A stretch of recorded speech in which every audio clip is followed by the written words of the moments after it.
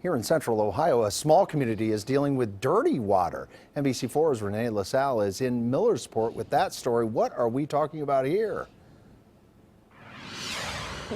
Well, Dwayne, we're talking about this. Check out that water. Imagine if you turned on the faucet and that's what it looked like. Now, it doesn't happen every day, but for the folks in Millersport, more often, every once in a while, the water is murky and brown. Turns out that that big guy right there, the 22-foot iron filter, he's actually the main culprit. Either way, folks in the village just want it fixed.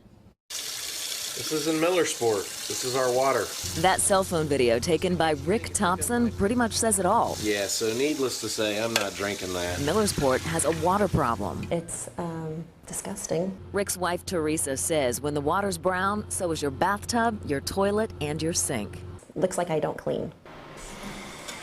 Teresa runs a daycare and says it's happened here and at home, but the village is working to fix it. I don't want any customer going to their spigot and the water's not crystal clear. John Wood has been in the water business more than 40 years. Last year was an adventure. Last year was one of the worst. The village had 11 water main breaks, including this one that looks like a geyser. Each of those breaks stored up sediment in the pipes. On top of that, the village's iron filter quit working up to code. It was one thing after another. Crews flush the water mains each time sediment turns the water brown, but it just shows up in another neighborhood. And the village is working to fix that massive iron filter, but the cost is $185,000, so water bills are going up. Teresa Thompson just wants clean water back. I've lived here my whole life. I'm not going anywhere, but this needs to be fixed.